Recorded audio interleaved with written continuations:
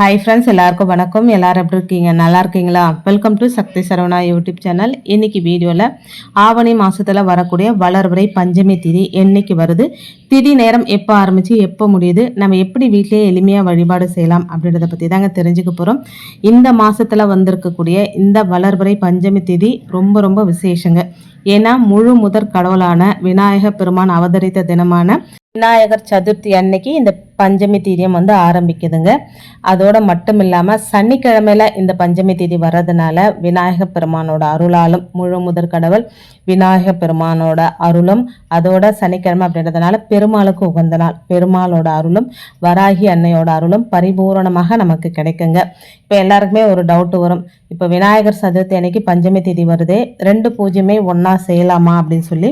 இந்த பஞ்சமி திதி மாலை நேரத்தில் தாங்க ஆரம்பிக்குது. திதி நேரம் ஆரம்பிக்கிற நேரம் சனிக்கிழமை, அதாவது 7/9/2024 சனிக்கிழமை 3:39 மணிக்கு தாங்க பஞ்சமி திதி ஆரம்பிக்குது. சதுர்த்தி திதி 3:38 முடிஞ்சு போகுது.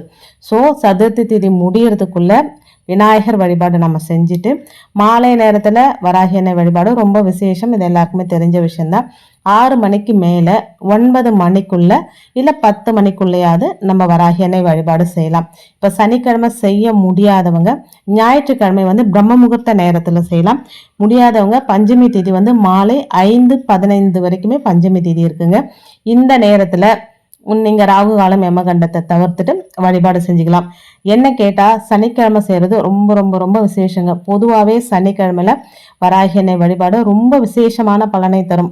நமக்கு சனி தோஷத்தால் சனி கிரகம் நடந்துட்டு இருக்கு அப்படின்னாலும் நம்ம வராகி அன்னை வழிபாடு செய்யும்போது அதெல்லாம் கம்மியாகும். உடனே குறைஞ்சிட்டு நமக்கு எல்லாமே நல்லது நடந்துருமா அப்படின்னு கேட்டால் அப்படி நடக்காதுங்க. நம்மளுடைய கர்ம வினைகள் கர்மாக்களோட அதனுடைய வீரியம் கொஞ்சம் கம்மியாகும் அப்படின்னு சொல்லப்படுதுங்க. இப்போ வராகி அன்னையை எப்படி வழிபாடு செய்யலாம் வீட்டில் அப்படின்னா, எப்பவும் போலதாங்க ஒவ்வொரு பஞ்சமிக்கும் எப்படி சிலை வச்சுருந்தோம் அப்படின்னா ஒரு 5 அபிஷேகம் செய்யணும். சிலை இல்லையா, படம் வச்சுருக்கிறோம் அப்படின்னா படத்தை நல்லா தொடச்சிட்டு மஞ்சள் குங்குமம் வச்சுட்டு சிவப்பு நிற பூக்கள், செவ்வரளி பூக்கள் இருந்தால் வைக்கலாம், மல்லிப்பூக்கள் இல்லை வாசனை நிறைந்த பூக்கள் எது வேணாலும் வராகி அன்னைக்கு வைக்கலாங்க. சிவப்பாக இருக்கிறது ரொம்ப நல்லது. இப்போ சிலையுமே இல்லை ஃபோட்டோவுமே இல்லை அப்படின்னா வராகி அன்னைக்குன்னு தனியாக ஒரு அகல் தீபம் அவங்களுக்கு மட்டுமே அதை யூஸ் பண்ணணுங்க. எல்லா தீபத்தோடையும் அதை சேர்க்கக்கூடாது. வராகி அன்னைக்குன்னு தனியாக புதுசாக ஒரு அகல் தீபம், அதுவும் 5 முக அகலாக இருந்தால் ரொம்ப விசேஷங்க. பஞ்சமி தோறும் அதை ஏற்றலாம். இல்லை நாங்கள் ரெகுலராகவே பஞ்சமிக்கு மட்டும் இல்லாமல் தினமுமே ஏற்றலாம்னா தினமுமே கூட ஏற்றலாங்க. அதுக்கு ஒரு முக அகல் விளக்கு நம்ம வாங்கி வச்சுட்டு தினமே கூட ஏற்றலாங்க. இது யூஸ்வல் தாங்க. கேட்ட உடனேயே கேட்ட வரங்களை அள்ளி தரக்கூடிய சக்தி கொண்டவங்க தான் இந்த வராகி அம்மன். வராகி தாயை தொடர்ந்து வழிபட்டு வரவங்களுக்கு இது நல்லாவே தெரிஞ்சிருக்குங்க. உக்கிர தெய்வம், பார்க்கறதுக்கே பயமா இருக்கு அப்படின்னு சொல்றவங்க கூட இந்த வராகி அன்னை வழிபாடு செஞ்சுதான் பாருங்களேன். குழந்தை உள்ளம் கொண்டவங்க, குழந்தை உள்ளம் கொண்டவங்க, அதோட மட்டும் இல்லாம தாய் உள்ளம் கொண்டவங்க நீங்க பூஜை செய்ய ஆரம்பிச்சிங்களாவே உங்களுக்கு எல்லாருக்குமே தெரிஞ்சிருக்கும். எனக்கு தெரிஞ்சு நிறைய பேர் இப்போ வராகி அன்னை வழிபாடு செய்ய ஆரம்பிச்சிருக்காங்க. ஒரு 90% வராகி அன்னை வழிபாடு செய்கிறாங்க. ஒரு 10% தான் செய்யலாமா வேணாமா அப்படின்ற மனக்குழப்பத்தோடு இருக்கிறாங்க. முன்னாடியெல்லாம் வராகி அன்னை அப்படின்னா யாருன்னு நிறைய பேருக்கு தெரிய வாய்ப்பு இல்லைங்க. இப்போ கேட்டு பாருங்க, சின்ன குழந்தை கூட சொல்லுதுங்க வராகி அன்னைனா யார் அப்படின்னு சொல்லி. அந்த அளவுக்கு மிகவும் பிரபலமாயிட்டாங்க இந்த வராகி அன்னை. இந்த வராகி அன்னை நம்ம பூஜை செய்யறதுக்கு மனசு சுத்தம், உடம்பு சுத்தம், அதோட நாம் பூஜை செய்கிற இடமும் சுத்தமாக இருக்கணுங்க. இவங்க எப்படின்னா இவங்க போர் படை தளபதி. இவங்க கெட்டதை அழிக்கிறவங்க. அதனால மற்றவங்களுக்கு கெட்டதை நம்ம நினைக்கக்கூடாதுங்க. அவங்க கெட்டவங்களாவே இருந்தாலும் நீயே பார்த்துக்கோமா அப்படின்னு சொல்லணுமே தவிர அவங்க கெட்டு போகணும், அவங்க அழிஞ்சு போகணும் அப்படின்னு இந்த அன்னைக்கிட்ட நம்ம வழிபாடு செய்யக்கூடாதுங்க. அதனால தான் இவங்களை வீட்டில் வச்சு வழிபாடு செய்யக்கூடாது அப்படின்னு சொல்கிறாங்க. ஏன்னா நம்ம என்ன சொல்கிறோமோ நம்ம அதை அப்படியே பழிச்சிடும் அப்படின்னு சொல்கிறாங்க. ஏன்னா வராகி அன்னை வழிபாடு செய்கிறவங்க கிட்ட வாதாடக்கூடாது அப்படின்ற ஒரு பழமொழியும் இருக்குங்க. காரணம் என்னன்னா வராகி அன்னை தொடர்ந்து வழிபாடு செய்கிறவங்க என்ன சொன்னாலும் அது அப்படியே பழிச்சிடும் அப்படின்னு சொல்லுவாங்க. அதனால அவங்க கிட்ட வாதாடாதே அப்படின்ற ஒரு பழமொழியே இருக்குங்க. வளர்பிறை பஞ்சமி திதியில நம்ம எப்படி வழிபாடு செய்யணும்னா நம்ம கஷ்டத்தை நம்ம சொல்லக்கூடாதுங்க. அதாவது நம்ம வாழ்க்கையில என்னென்ன தேவையோ, நமக்கு வீடு வேணும், இடம் வேணும், நகை வேணும், இல்லை பணம் வேணும், இப்படி தான் கேட்கணுமே தவிர்த்து என்னுடைய கஷ்டம் தீரணும், கடன் தீரணும் அப்படின்னு நம்ம சொல்லக்கூடாது. இதை நிறைய வீடியோஸில் நான் சொல்லியிருக்கேங்க. தேய்பிறை பஞ்சமி தீதியில் நம்மளுடைய கஷ்டங்கள்லாம் போகணும், கடன் தீரணும் அப்படின்னு வழிபாடு செய்யணும். வளர்பிறை பஞ்சமியில் நமக்கு பணம் வரணும், நமக்கு என்னென்ன தேவையோ தேவையோ அது தேவைன்னு அவங்கக்கிட்ட நம்ம கேட்கணும். எப்படின்னா, ஒரு அம்மா கிட்ட பொண்ணு கேட்குற மாரி, ஒரு குழந்தை அம்மா கிட்ட கேட்குற மாரி, ஒரு சகோதரி சகோதரர்கிட்ட கேட்குற மாரி, அந்த மாரி நம்ம உரிமையா கேட்கலாங்க. உள்ளம் உருகி உரிமையா அன்னைக்கிட்ட கேட்கும்போது கண்டிப்பா அது தருவாங்க அப்படின்றது நெறைய பேரோட நம்பிக்கை. நெறைய பேருக்கு நடந்தும் இருக்குங்க. இப்போ வந்து வளர்பிறை பஞ்சமி திதி, சனிக்கிழமை திதி நேரம் எப்போ ஆரம்பிக்குது, எப்போ முடியுது அப்படின்றத சொல்லியாச்சுங்க. அடுத்து நம்ம எந்த தீபம் ஏத்தணும்? வளர்பிறை பஞ்சமி அப்படின்னாவே 5 தீபங்கள் ஏத்தணுங்க. ஒரே தீபத்துல 5 முகம் இருந்தாலும் சரி, இல்லைன்னா தனித்தனியா 5 அகல் விளக்கல் வச்சு ஏத்துனாலும் சரிங்க. ஆனா 5 தீபம் ஏத்தணும் அப்படின்றது ஒரு விதிமுறை இருக்குங்க. இப்ப காலையில சனிக்கிழமை காலையில நீங்க விநாயகர் சதுர்த்தி வழிபாடு செஞ்சு எல்லாம் முடிச்சிருந்தாலும், சாயந்தரம் வராகி அன்னைக்கு வழிபாடு செய்ய ஆரம்பிக்கிறீங்க அப்படின்னா, குளிச்சிடுங்க. ஒரு தடவ வந்து தலைக்கு குளிக்கலனாலும் உடம்புக்கு குளிச்சுட்டு, அதுக்கப்புறம் பூஜை அறையில போயிட்டு உங்களுடைய வழிபாடை தொடங்க ஆரம்பிக்கலாங்க. அபிஷேகம் பண்றது, அபிஷேகம் இல்லைன்னா நீங்க படம்லாம் ஆல்ரெடி தொடச்சு வச்சிருந்தீங்களா, அப்போ துடைக்கணுன்ற அவசியம் கூட கிடையாதுங்க. எடுத்து வச்சுட்டு அழகா மலர்லாம் போட்டு, இப்போ மேடை இருக்குன்னா மேடையிலே செய்யலாம். இல்லை கீழே இறக்கி வச்சு செய்ய போறீங்க அப்படின்னா கீழே இறக்கி வச்சுருங்க. ஃபோட்டோவோ சிலையோ எடுத்து வச்சுட்டு அழகா அலங்காரம்லாம் பண்ணி வச்சுருங்க. அடுத்து நம்ம ஏற்றுறதுக்கு எந்தெந்த பொருட்களை தீபம் ஏற்றலாம் அப்படின்னா, வெற்றிலையில் தீபம் ஏற்றலாம். வெற்றிலை அதிலே பேர் இருக்குது பார்த்தீங்களா, வெற்றியை கொடுக்குற இலை வெற்றிலைங்க. வெற்றிலைக்கு மேலே 5 முக தீபம் ஏற்றலாம். இல்லைன்னா தனித்தனியாக இப்போ 5 வெற்றிலை வச்சுட்டு ஒவ்வொரு வெற்றிலைக்கு மேலே ஒவ்வொரு அகல் தீபம் வச்சு நம்ம தீபம் ஏற்றலாங்க. அதோட இது சனிக்கிழமையில வந்திருக்கிறது ரொம்ப ரொம்ப ரொம்ப விசேஷங்க. நம்மக்கிட்ட இருக்கிற எல்லா கெட்டதும் போயிடணும், அந்த சனீஸ்வர பகவானோட ஆதிக்கமும் கம்மியாகணும் அப்படின்னா முக்கியமான ஒரு பொருள் தேவைங்க. அது என்ன அப்படின்னா வெண்கடுகுங்க. பொதுவாக எல்லாருக்குமே வெண்கடுகை பற்றி தெரிஞ்சிருக்கோம். வெண்கடுகு வச்சு நம்ம தூபம் போட்டால், நம்ம வீடு ஃபுல்லாக அந்த தூபத்தை காமிச்சோம் அப்படின்னா வீட்டில் இருக்கிற கெட்ட சக்தியெல்லாம் போயிடும் அப்படின்னு சொல்லுவாங்க. சனிக்கிழமையில வராகி அன்னைக்கு முன்னாடி வெண்கடுகு தீபம் நம்ம ஏற்றும் போது அது எப்படி வெடித்து செதறுதோ அந்த மாதிரி நம்ம வீட்டில் இருக்கிற பிரச்சனையெல்லாம் போயிட்டு, அதாவது பண வரவில் இருக்கிற தடையெல்லாம் போயிட்டு பண வரவு அதிகரிக்கும் அப்படின்னு சொல்லப்படுதுங்க. வீட்டில் இருக்கிற கெட்டது போயிடுச்சுனாலே நமக்கு நல்லது தானே நடக்க ஆரம்பிக்கும். அதனால் நம்ம வெற்றிலை மேலே இந்த தீபத்தை ஏற்றுனாங்க. வெற்றிலை இல்லை அப்படின்றவங்க செம்பருத்தி இலை தீபம் ஏற்றலாங்க. செம்பருத்தி இலையும் செல்வத்தை கொடுக்கக்கூடியதுங்க. அதனால செம்பருத்தி இலையும் நம்ம ஏற்றுக்கலாம். ஒவ்வொரு 5 இலை வச்சுட்டு 5 இலைக்கு மஞ்சள் குங்குமம் வச்சுட்டு அதுக்கு மேலே ஒவ்வொரு பூ வச்சுட்டு நடுவில் 5 முக தீபம் இல்லை, 5 முக தீபம் இல்லை அப்படின்னா 5 அகல் விளக்குகள் தனித்தனியாக ஒவ்வொரு வெற்றிலைக்கு மேலே வச்சு நம்ம தீபம் ஏற்றலாங்க. இது ஒரு முறை. இந்த வெண்கடுகு ஒருவேளை உங்களுக்கு வெண்கடுகு கிடைக்கல அப்படின்னா நம்ம என்ன போடலாம் அப்படின்னா மிளகு போடலாங்க.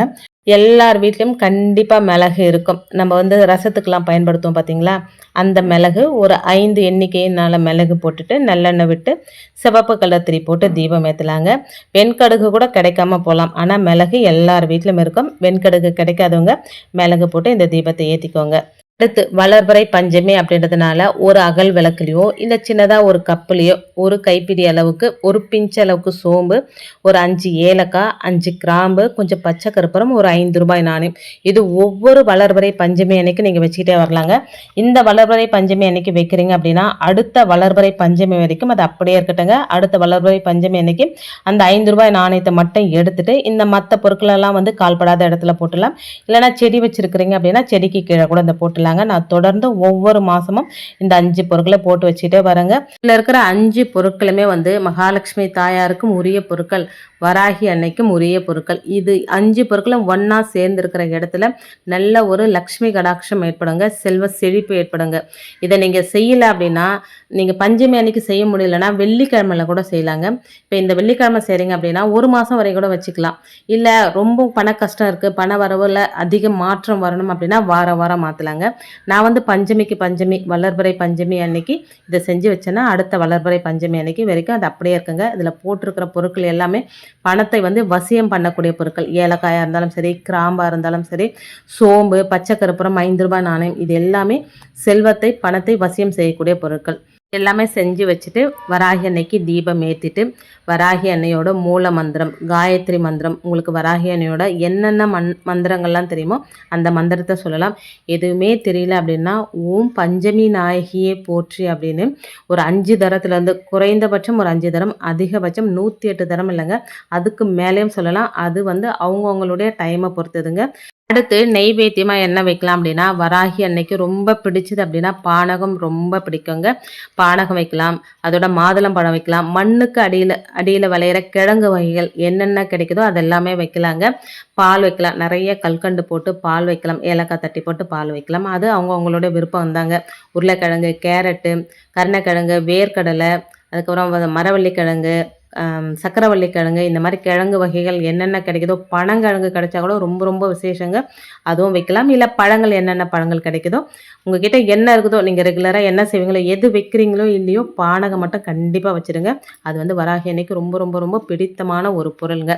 அதெல்லாம் வச்சுட்டு, இது வளர்பிறை பஞ்சமி, அதுவும் சனிக்கிழமையோடு வந்திருக்கிற வளர்பிறை பஞ்சமி.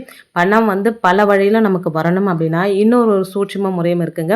சின்ன தட்டில் கொஞ்சம் வெற்றி வேறும், அதோட ஒரு 5 ரூபாய், அது வந்து 5 1 ரூபாய் நாணயமாக இருக்கலாம், இல்லை 5 ரூபாய் நாணயமாக இருக்கலாம், 2 2 ரூபாய், ஒரு 5 ரூபாய், 5 என்ற எண்ணிக்கையில் நம்ம அதை வைக்கணுங்க. வச்சுட்டு நல்லா பூஜையெல்லாம் பண்ணி முடிச்சுட்டு வராகி அன்னைக்கிட்ட நீங்களுக்கு என்ன வேணுமோ அதை கேளுங்க. பணம் வரணும், எனக்கு இவ்வளோ பணம் வேணும், வீடு வாங்கணும், இடம் வாங்கணும், குழந்தை பிறக்கணும், கல்யாணம் நடக்கணும், இந்த மாதிரி உங்களுக்கு வாழ்க்கையில் என்னென்ன தேவையோ மனமுருகி நீங்கள் கேளுங்க. வராகி அன்னைக்கு அர்ச்சனை பண்ணிக்கோங்க. பூக்களால் அர்ச்சனை பண்ணிக்கோங்க. 108 காசு வச்சுருந்தீங்களா, காசுனால அர்ச்சனை பண்ணுங்கள். அது அவங்கவுங்களுடைய விருப்பத்தை பொறுத்ததுங்க. மனமுருகி, உள்ள முருகி, கண்ணீர் மல்கி நீங்கள் என்ன கேட்டாலும் கண்டிப்பாக வந்து வராகி அன்னை வந்து கொடுத்துருவாங்க அப்படின்றது நம்பிக்கை. இப்போ வந்து வராகி அன்னை வழிபாடு அப்படின்றது நிறைய பேருக்கு தெரிஞ்சிருக்கு, புதுசாக சொல்லணும் அப்படின்ற அவசியம் கிடையாதுங்க.